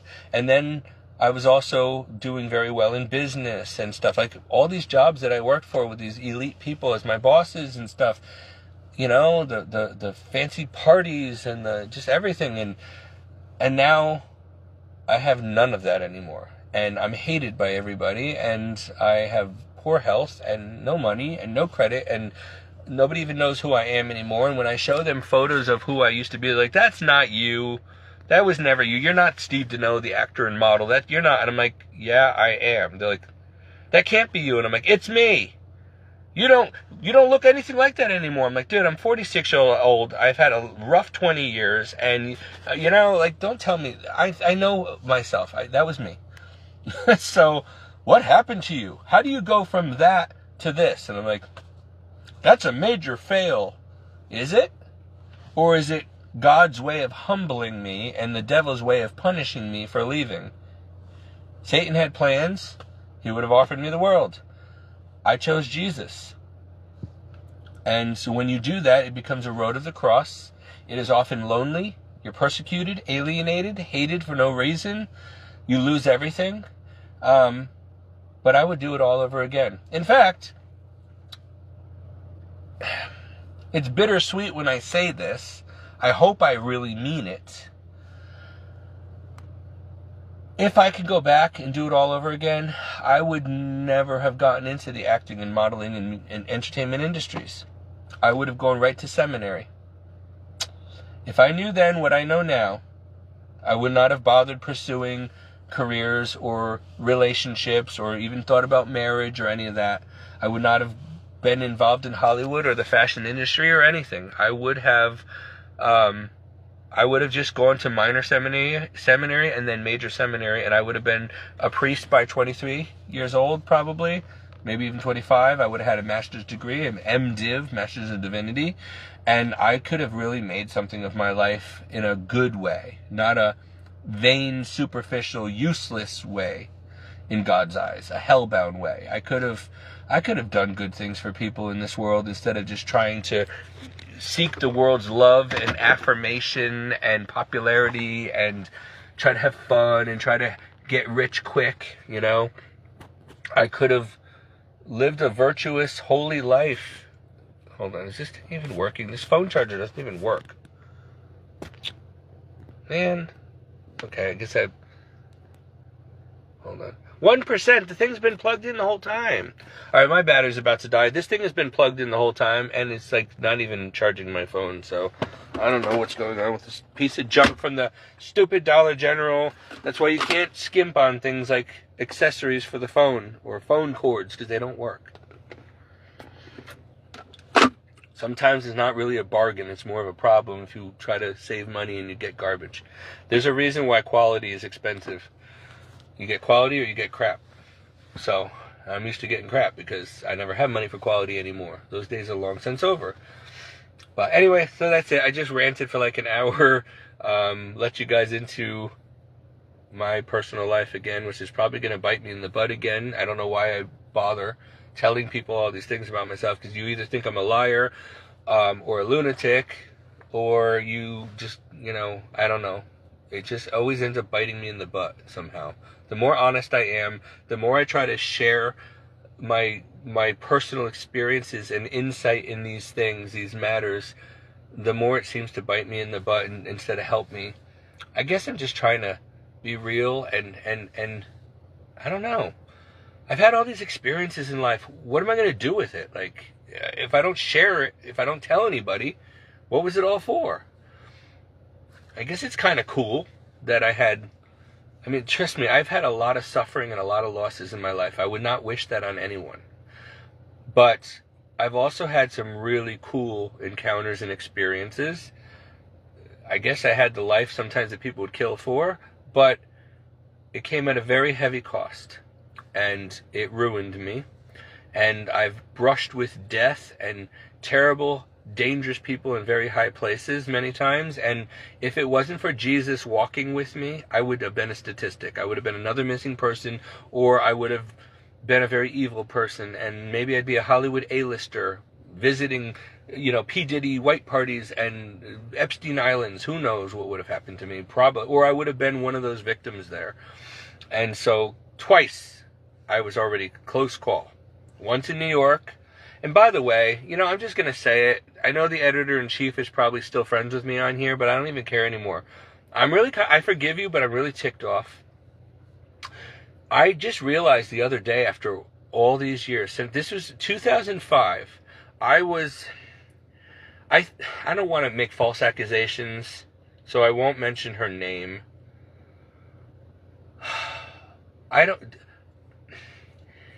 The editor-in-chief of Talent in Motion magazine, which featured me, they somehow published that in New York. It went on all the newsstands in New York City.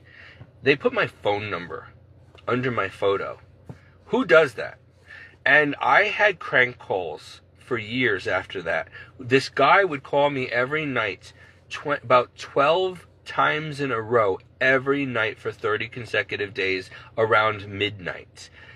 Literally, like serial killer stuff. Like, he would breathe into the phone and masturbate or whatever while and never talk to me, just and then and I'd hang up and he'd call 12 times, and even if I didn't answer, he would call 12 times, and then it would stop at the exact same time every night for a month or two. It was annoying. I had to change my number to get it to stop because of this. And I'm realizing now that I was on page 15 of Talent in Motion magazine. I think they did that purposely. I think that she might have known some sex traffickers, because I think it was a setup. They put me in there like I was like in a catalog on display. They put my number, where I lived, everything about me was written in there. And then at the red carpet event that me and Kara Sinsky went to, I asked my friend Kara to be my, originally my first date was Melissa Carmen, God rest her soul. She passed away in a car accident. But she was my first choice to go with me as my girlfriend on the red carpet, as a date. I had to show up with somebody. And then she broke her foot. So I brought my friend Kara instead, this beautiful blonde girl. She, we were both dressed up. Like, I had like a tuxedo on. She had a gorgeous gold gown. And we looked like a beautiful couple. And it was a great time, a lot of paparazzi and all that stuff, and Kara's first time ever in New York like that, and on a red carpet event and whatever. So she made the night, However, there was these people there that should not have been in there, and long story short, because you're supposed to be on the list to get into this event, somehow they got in. They ended up, we were supposed to get into the limo with the editor-in-chief. There was no room, so I got into another car behind the limo that was still in the entourage, and it was those two guys, and they pulled a gun on us, threw a script at us, and told us to act out the script from the back seat as they took off in the opposite direction from the entourage, and we knew that we were going to be sex trafficked or killed.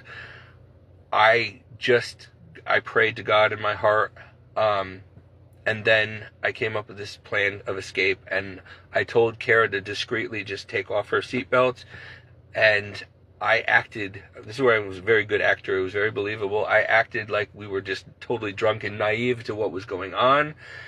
I knew it was a matter of time before they were going to stop in traffic, and we would jump out. So I devised a plan. I just started acting like I was like really stupid drunk, and then I started like I was going to throw up in the backseat of the car. They were like, no, it's not our car. No, don't. So they pull over, and I open the door, and then I grab Kara, we jump out, and we run. These guys chased us a couple blocks. We ended up catching up with the entourage to this after-hours place, this restaurant that was closed, but it was open just for our party.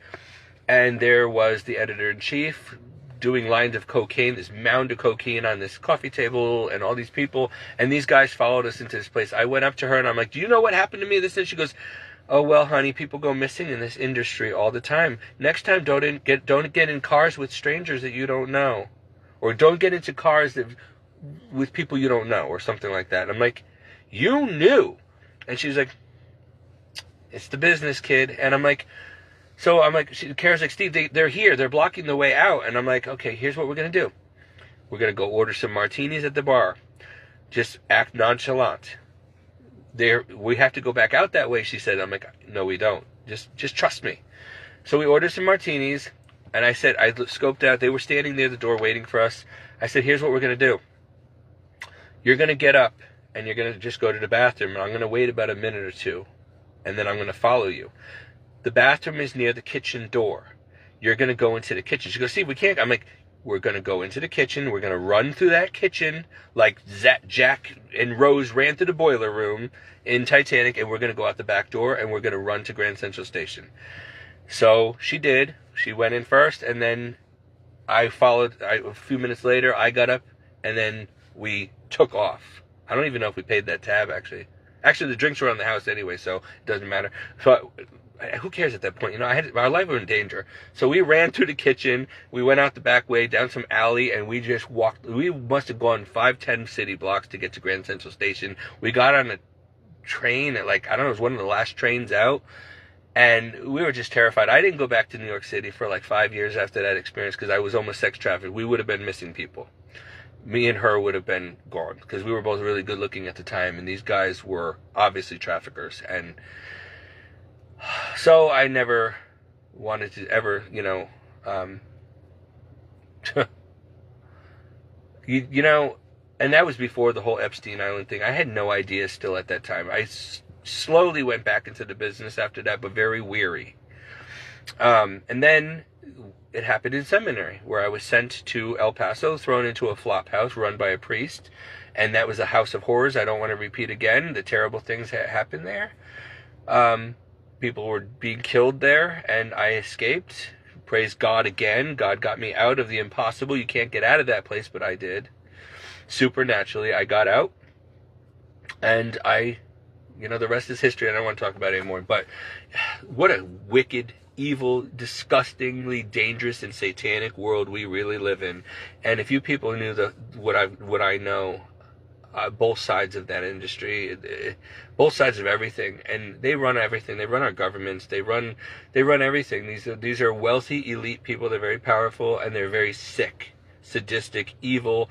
They will rape and chop you up and torture you, and this goes on regularly. Millions of people a year are trafficked, raped, murdered, killed, never found again. Then they throw your bodies in places like McDonald's meat grinders, and you serve them to the public. I mean, what are you going to do with all the bodies when they're done, what they're doing to them? It's a sick world, and nobody wants to believe us when we try to tell you that this is what's real. This is your real world. This is the world that you live in. And a lot of times it doesn't happen to you or anyone that you know, so you totally don't believe it, or you don't care because it doesn't concern you.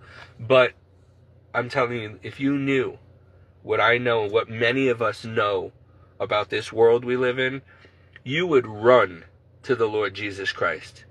Right now, you get on your knees begging Him to write your name in His book of life and save you. It's not worth it, folks. Like, this world is literally run by Satan and his demons and his wealthy elite families, and it's just, we're all slaves down here, and most people have no clue, you know. And this whole American dream thing, please, you wouldn't sleep at night. You wouldn't even want to continue living if you knew what I know. And the only reason I do is because the Lord has plans, and I want to go to heaven. I don't want to go to hell when I die. And there's a very real hell waiting for these wicked elites and Satan and all these demons. But for most of mankind who doesn't wake up, and this whole woke thing is Satan's way to mock mankind, and he laughs at us. Oh, you think you're so woke, huh? You guys have never been more asleep to the reality. You have no clue. We feed it to you in movies and fashion and music, and you take the bait all the time, and it's so easy. You guys have no clue. The road really is narrow to salvation. It is Jesus Christ, and most people have a counterfeit Jesus, not the real Jesus. And you don't want to suffer. You don't want to pray. You don't want to live like saints. You want to live like normal lives, the American dream. You don't want to be holy. You don't want to be like Padre Pio and Mother Angelica and Saint Therese. And so therefore, you're never going to stand a chance at making it into the kingdom. You're just lukewarm at best. And it's so sad because most people have no clue. And then Protestantism, another scheme of the devil 500 years ago, now you have all these Christians running around, and they think that they know Jesus, and they think that they love God and all this stuff, but they're going to hell, and they don't even realize it. On Judgment Day, He's going to say, "Depart from me, I never knew you." And so you have like 44,000 different denominations and churches around the world that are non-Catholic churches. They're not Orthodox, they're not Catholic, they're Protestants. And they've only been around since Martin Luther, 500 years. The Catholic Church has been around 2,000 years. So it's so sad, you know. Satan has got most Christians too, most people who think they're Christian. And Then nowadays, people don't even care. They're so deaf, dumb, and blind, so ignorant, so sinful, so immoral. They have no sin conscience at all. They don't even care either way. They don't even think about it. Everything's gay this and trans that and bisexual this and fashion this and just me, I, vanity, lovers of self, lovers of money, pride, proud, boasters, just like the Bible said. Hence the movie Devil Wears Prada. The Devil Wears Prada basically shows the mentality of most of society today. That's the world for you. And that's why the devil puts his name right on it. The Devil Wears Prada. And I used to wear Prada. I like Prada. But now it's like... So, whatever. I don't even know why I share this, because it goes right over people's heads. Most people aren't going to watch this, and they're not going to care. They're not going to believe me, and even if they do, they're going to just think, oh, well, Steve, that's just life. Well, okay. And I look like a hypocrite because I watched the movie, and I endorse it, right? Am I putting my stamp of approval on all this by going to see it? I went to see it because it's entertaining, and I'm curious more than anything. And again, I already told you why I went to see it, because it reminds me of when I was in the biz and when I've actually had a Miranda Priestly type boss. Exactly like her, if not worse, more cruel, more evil than even Miranda Priestly. So, believe what you want. I have my reasons for things, It means something to me. And for reasons, because I've gone through a real life experience. So, I share these things with you people to make you wiser, so you understand. I don't want my pathetic life to be nothing. I don't want it to have been for nothing. I've had to survive a lot, and I want to make sure that some good comes out of the horrors I've experienced. And I've got to experience a lot of stuff that most people would kill to experience. And I want to be able to show you the both sides of it. And I want to share it with you. I mean, I'm 46 now. I don't know how much longer I'm going to live. And I would like to have something come out of my life. Something that glorifies God and something that really helps people somehow. I mean, I always imagined myself being... At first, I thought I'd be this big Hollywood celebrity and I'd have all this money and fame and I would maybe get into politics and I would change the world and lead millions of souls to Jesus Christ. But then I got into the biz and I realized real fast you're not going to be allowed to lead souls to Jesus Christ. In fact, by the time they're done with you, you won't even want to be part of Jesus Christ. And so I had to make a decision. I was finally up and coming and I chose Jesus.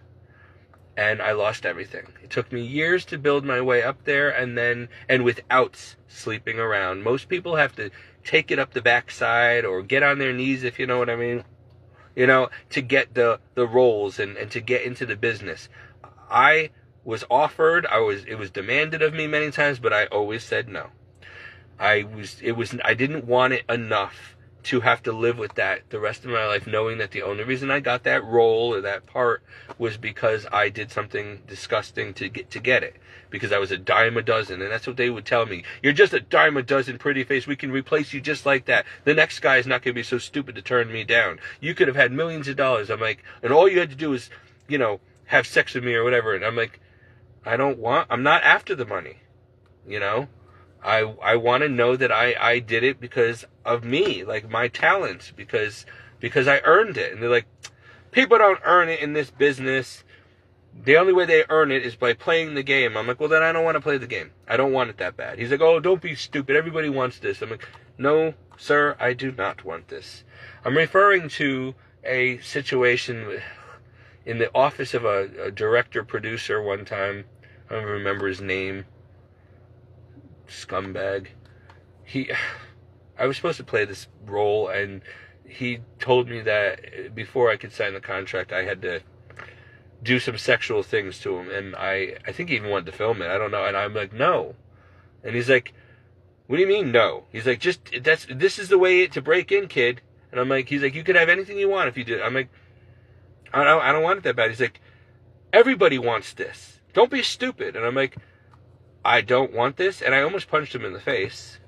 And I walked out of his office, and he's like, you'll never work in Hollywood ever again. You're stupid. You're a loser. You'll never make it. You're a dime a dozen. I could replace you tomorrow. I'm like, okay, And I walked out. And then I had to explain to my dad, I think it was, why I didn't get the role.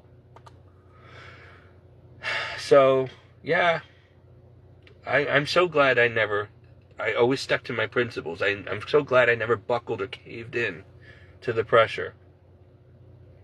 It's a disgusting business. It really is. Anybody who's somebody in that business will tell you that they didn't get there without doing terrible things or having terrible things done to them. And that's not what I want. And so God protected me from all of that, and I don't miss it.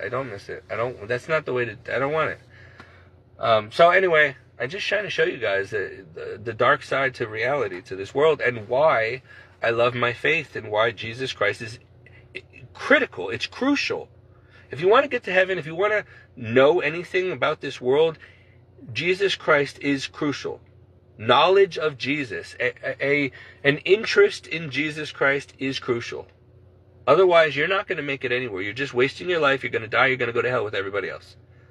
So, you've been warned. I've warned you 1,000 times. And the world, the Bible, I'm trying to tell you people, you're running out of time. You are running out of time to give your lives and hearts to Jesus Christ and make him your Lord and Savior and start going to church. Because otherwise, eternity is forever, and you will be there. And it won't be in heaven. And if you don't go to heaven, hell is very hot and very terrible. And it is forever. And so I make these videos to try to keep people out of there. And it cost me dearly. It puts me in great danger spiritually, physically, just socially. But the cat's out of the bag, and once the cat's out of the bag, there's no putting the cat back in the bag. So, it's done. I made my choice. I carry my cross. It's painful. It's lonely. It's very difficult. It's scary. But there's no going back now, and I don't want to go back. If I were to go back, what am I supposed to do? Give up my eternity in heaven? Give up Jesus Christ, my Savior, after all he's done for me? For what? For what? Maybe a few good years, maybe some fame, some fortune, or maybe at this point just a mediocre, go-nowhere life? Just another slave in the plantation, just another hamster on the hamster wheel? I mean, really? How could I go back now, after all God has shown me, knowing all that I know about this world, about heaven and hell, about the industries, about the government, about everything? Why would I ever want to be blind again? Why would I ever want to be deaf, dumb, blind, and ignorant? That's suicide. That's spiritual and physical suicide. Like, how could I? I could never go back. I can never see this world the way I did when I was in my teens and 20s, before I got wiser to it. I would never want to be you. When I say you, I mean all the people who don't know what I know, all the people who reject Jesus Christ, who don't want to be a real Christian, who don't want to go to heaven, who don't care, who just want to enjoy their life and their sin and their drinking and their smoking and their adultery and everything that's going to send them to hell. You need to repent. God can forgive you anything, but you have to let him forgive you. You have to mean it. You have to repent, and he will. He's waiting for you with open arms. He wants you in heaven. He didn't die on that cross and shed all his blood so you can go to hell. So you need to make a choice. Choose this day who you're going to serve. Jesus, or you're going to continue serving Satan. Well, I didn't choose to serve Satan. If you don't have Christ, then by default, you serve Satan. Whether you know it or not, by default, you belong to him and you serve him. If you're not serving Christ and actually doing good in this world, the Christian way, then by default, even if you don't do anything but anything for yourself, by default, you belong to Satan. You're serving Satan in the world. And God wants you to choose Jesus and heaven, not Satan in the world. And so you have to make a choice. And yes, it will cost you everything, possibly. But what does it profit a man to gain the whole world and lose your eternal soul to the fires of hell? Nothing. It's not worth it. Nothing is worth going to hell for. So you see why I did it? You see why so many of us have changed our ways and left what we could have had and risked everything? Listen, I hope you understand that, yes, I have risked everything. I have lost almost everything. And I hope that I am always able and willing to risk everything to do the right thing. I don't regret it. It's not been easy.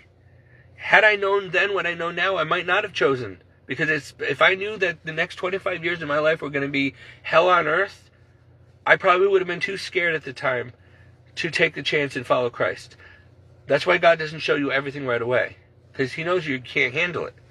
But now, looking back, hindsight's 2020, God has not spared me the suffering or the storms. I've had to be in the boat during the storms, during the hurricane. But Jesus was always in the boat with me. I see that now. And He got me through. I could not have gotten through by myself, but God got me through. And so, I don't want to go through that hell again, what I've gone through, but I don't regret it. And I guess I would do it again if I had to. What wouldn't you do for Jesus and to go to heaven? Especially if you know what He's done for us, for you. What He still does for you every day that you take for granted. And what I know He has done for me. He has saved me from certain death countless times. And other things. Sometimes there are fates worse than death. He's gotten me through. And I don't deserve it. And I did such horrible things. In God's eyes, in the world's eyes, I've done nothing bad at all. But in God's eyes, I have been such a terrible sinner. And it really hurt the Lord. And it cost Him His death on that cross. Because of what I've done. What all of us do. And so I don't want to continue sinning. And I don't want to keep living a godless life that displeases the Lord. I want to be holy. I want to be a saint. I want to go to heaven when this hell of a life is over. I don't want to be out of the pot and into the fire, if you know what I mean. If you don't go to heaven, then you live in this foretaste of hell on earth. No matter how great your life is, it's like being in a frying pan. And then when you die, you're out of the frying pan or out of the pot and you go right into the flames on the stove. Forever. Things get worse from here after death. And it's forever if you don't go to heaven. So it is very important to risk everything for Jesus to get to heaven. You're not, and then when you get to a point where you're in your walk with Christ, where I am, and where so many saints have been, you realize that you're not losing anything of value. You're really not giving up anything good, anything worth anything. It feels like that at first when you're trying to follow God. It seems like there's all these rules and it's no fun and you can't really live your life and you can't enjoy your life and you can't do this. And there's so many things you can't do anymore. But you know what? Eventually you realize, when you know what I know about the world, you should never have done those things in the first place, and they were never for your good. They were never really pleasurable, and you can never have pleasure in them again. You can't enjoy your sin anymore once you know what I know. It ruins it, and you don't want to do it anymore, and you wish you never did, and you feel so disgusting that you even thought that way and spoke that way and did those things, and and that's a good sign that you're going to heaven, and so yeah. Get Jesus and ask Him to give you wisdom and open your eyes and give you discernment, and you'll realize that there's nothing and no one worth going to hell for, and that life sucks, forgive my language, without Jesus, and it's not worth living if you don't have Jesus. Everything that we make such a big deal about, everything that we think is so important in life, we could just kiss all that goodbye on our deathbed, because it's not. If it's not helping you get to heaven, then it's dragging you to hell, sooner or later. Everything in this world is poison. It's not what it's like fool's gold. It's not all that glistens is gold. It's a lie. It's a facade. Designed to make you waste your life and not do what God created you to do. And so you never live a full life down here, a life half lived, and then you go to hell for eternity and lose your eternal life, and it's just not worth it. So yeah, that's why I do what I do. I know for a fact what most people don't, and I have to share it. God kept me alive this long because I promised Him I would do this, and I'm not going to let Him down. I wish I could do more for Him. I wish I could. Like I said, when I tried to get into the acting and modeling business, I wanted to be rich and famous, not because I wanted to be rich and famous just for the sake of it. I wanted to have power and authority, maybe get into politics, and I wanted to do good in this world, travel the world, feed the hungry. I had all these plans. And then when I left Hollywood, because Hollywood was not going to allow that to happen, I said, okay, well then I'll go and be a priest, and I'll be able to do that. I'll be a missionary priest or an exorcist, and I'll go around and maybe have my own parish, and I can bless people, and I can go feed the poor, and I can live like a saint, and that would be awesome. But then that was taken from me as well. And so now I'm like, okay, well, plan C then. Plan A fell apart, plan B fell apart, now I got plan C. Plan C is a single, regular, everyday person now, not famous, not a saint, not super religious, not a priest, just a regular member of the laity in, the secular world and trying to get to heaven this way. And so that's all I can do and all I can do now is take all these 46 years of supernatural experiences and unique experiences and one in a million experiences, good and bad, and use it as my testimony, my personal testimony, and give people a reason for my faith, a reason they should have faith, and show them the reality of life, that it's easier with Jesus and better with Jesus and harder with Jesus, but nevertheless worth it with Jesus, and you need Jesus. And that's it. And if you're not going to believe me, because I don't have anything up my sleeve, guys, I'm not doing this for money, fame, fortune, for you to like me. I'm not becoming popular. I'm telling you the truth. And because I'm not gorgeous, and because I don't have a lot of money and fame, and because I'm not popular with millions of followers, people don't take me seriously. And that's sad, because the ones that are going to help you get to heaven, the ones who really know the truth about this planet, those are the ones that people call conspiracy theorists or liars or lunatics, losers, and we don't have many followers. We don't have many friends. We don't have much of anything. And so we don't have a life that people would want to have, like say, oh, I wish I could be like him or her, And that's sad, because you will follow somebody who's leading you to hell, who's lying, or who's trying to get you to subscribe to their channel or donate money or whatever, but they're doing it for the wrong reasons, not for Jesus or not for you, and they're making money off of it, becoming famous off of it, and those are the people you should not believe, listen to, or follow. It's people like me that you should listen to and believe. But nevertheless, I do what I do anyway for the few. Even if I can get one person to heaven, then God will say, well done. Well done. This just occurred to me. The parable about the wicked, lazy servant.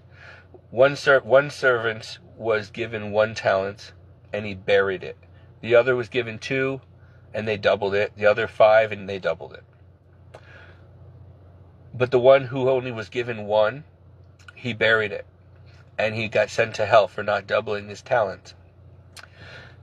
I guess that I've never thought of it this way, but it can apply to this. I have to get myself. I got 1 talent, me, and I got to get myself to heaven. But God doesn't want me to just try to get myself to heaven. I need to not bury the talent, but I need to double it. I need to get at least 1 more person in addition to me to heaven as well.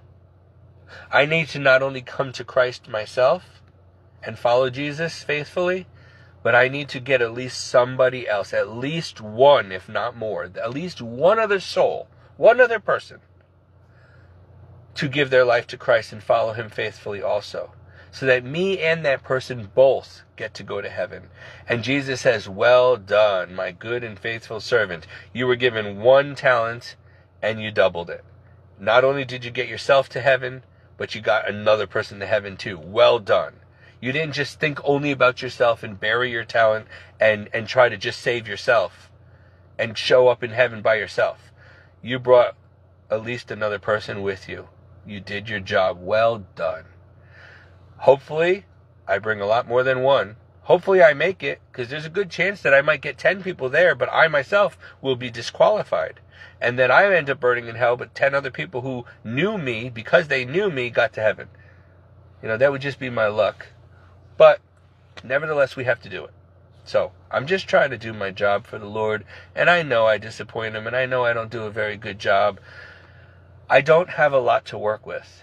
I only have my truth. The truth of the Bible and the truth of my life experiences, which I share with all of you in great detail, even though it gives me a lot of slack, a lot of backlash, a lot of people thinking I'm a liar, a lunatic, whatever, just trying to get attention, whatever. But I tell you, as unbelievable or as hard to believe as all my stories are, I'm not lying to you. They are legit. These things have happened to me, and even if I don't have people still among the living that were there to verify these things, Kara and I don't talk.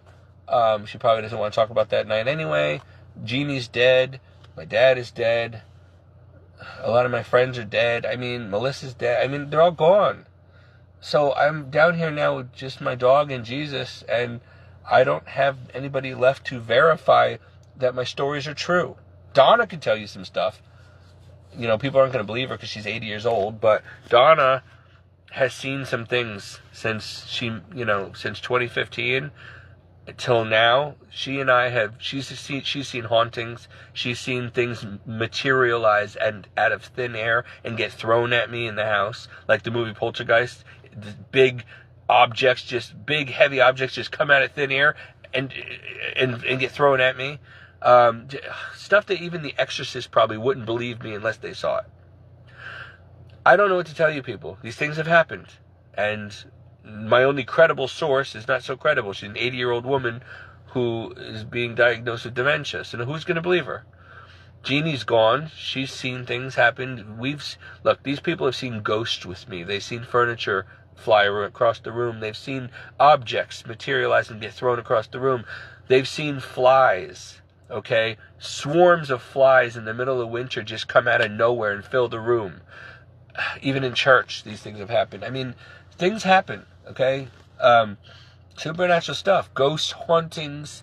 I used to have video footage of actual ghosts. People thought that they were CGI. They were real. This was before AI was even a thing. And I was being accused of making fake videos that looked authentic.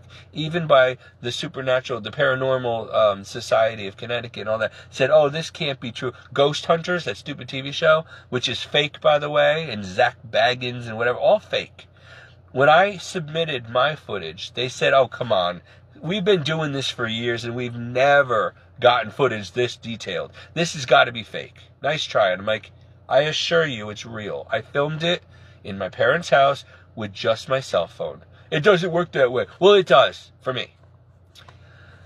Then when I showed it to my formators and superiors in seminary, they got very nervous and used that against me too. And then when I tried to show my priest, my confessor, he said, I don't want to see that. That's real and it's demonic and you need to delete that from your phone because you're opening up doorways. Just don't even film that stuff. Don't talk to them. Don't talk to the dead. I don't want nothing to do with that. I don't want to start being haunted like you're haunted, Steve. I don't need that. I'm like, you're a priest and you're scared? He's like, I don't want to deal with that kind of stuff. Like, I've managed to be a priest all these years and never had to deal with demonic stuff like that, and I don't want to start now. I'm not even going to look at it, Steve. Let's just change the subject and not talk about it, because I don't want things coming into my rectory and haunting me at night like you have to deal with. I'm like, so you believe me? He's like, I've always believed you. I'm like, so you don't think I'm crazy? You don't think I'm making it up? He's like, I know you're not making it up, but I don't want anything to do with it. So leave me out of it. And I'm like, gee, we have a priest who doesn't want to deal with the supernatural. He's like, I'm not an exorcist. I don't want to deal with that. I'm just a parish priest, and I don't want to deal with that. There's a reason why I'm not an exorcist. I don't want that part of this. And I'm like, I don't want it either. But I grew up with this since I was a child. Well, that's you. I'm sorry. But, look at the bright side. Even people like Padre Pio were harassed. And I'm like, I'm not Padre Pio, and I don't want to deal with what he dealt with either. So we don't get to choose things in life. Life has a way of choosing you, right? So anyway, I'm done. It's 3:30 in the morning. The movie got out like well over an hour or two ago now. I've just been yapping in the parking lot of the North Haven Cinemas, and they just shut the lights off now in the parking lot. So I think that's my cue now to get out of here when even the parking lot's gone dark. Security probably shut it all off because they're wondering why my car is out here idling. I wish Chick-fil-A was open right now. I love their nuggets. All right, well, anyway, me and Maverick have to go home now. I'm wired. I had all this coffee. I have a lot in my mind. It's been a long day. You know, Donna having to be hospitalized and whatever. And then that movie just got my mind going. And it just brought back so many things from my past. And bittersweet things, you know. And then when my mind gets going like this, I don't even feel like sleeping. Hold on.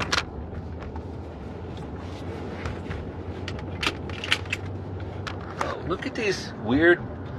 Why are they putting... That's scary. Hold on. Okay. I was just telling you guys about this the other day in my video. These... You know what a black light looks like? Well, that bank over here in Universal Drive over here, I don't know if it's Citizens or what over here, near Barnes & Noble, in the Barnes & Noble parking lot, it's got the lights, like, you know, these lights, the lights in the parking lot, all around the bank are black lights, purple light, black lights, UV lights. Do you know why? Because pretty soon, the mark of the beast is rolling out, very soon. And you won't be able to buy, sell, or have a job or anything until you get the microchip or the mark of the beast, which some people are saying is like a vaccine or something. And the only way they can tell if somebody took the mark, in order for you to be able to access your bank and all that, is they use this this black light, this UV light, and your skin will show the mark under this particular UV light. So they're putting it near the banks and ATM machines. You think that's done unintentionally? No. It's because they'll know if you have the mark or not, and you won't be able to access your money and stuff if you don't have the mark. That's how they know that people have the vaccines. They use this black light technology, and there's like something called Luciface, like Lucifer. It means light bearer. Lucifis or Lucifice inside the vaccine, and it becomes permanent in your skin or something. And they just use this black light, and they can see. Like, did you ever go to nightclubs years ago, like in the early 2000s? They used to have these invisible ink stamps with a logo for the nightclub, and they would use a black light. The security at the door would use a black light, and if you received the mark, the invisible stamp, it would glow under the black light, under the UV light, and that's how they would let you into the club or not.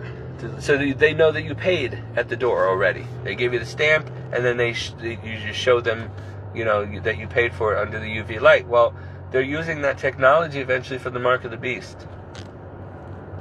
So they'll just put you under a black light, and if you don't glow, you didn't receive the vaccine or the mark or whatever. So what a sick, scary, disgusting, satanic world we live in.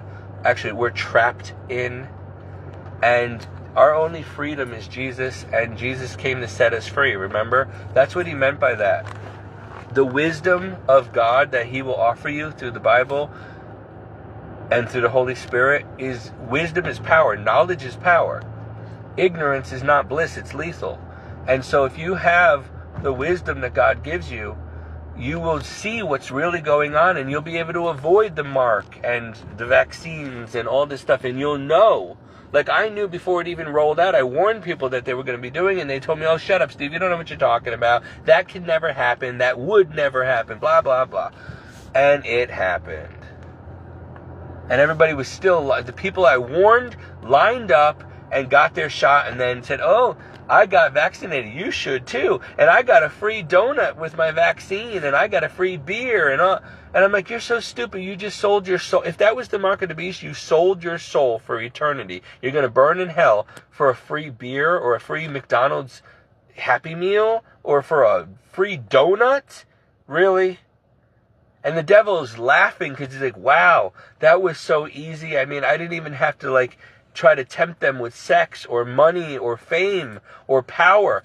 They literally just gave me their life, their soul, for a donut or a beer. Like, this is too easy. And it's sad. And it's not like you haven't had knowledge of Jesus and the Bible for 2,000 years. So how does this happen? How do people do this? Why are you so stupid? Why? There's no excuse at this point. And you've got people like me, millions of us on this planet, warning you every day of what's coming so that you're not caught off guard and you don't fall for this. And you did it, you took it hook, line, and sinker anyway. So you better hope that vaccine was not the mark of the beast.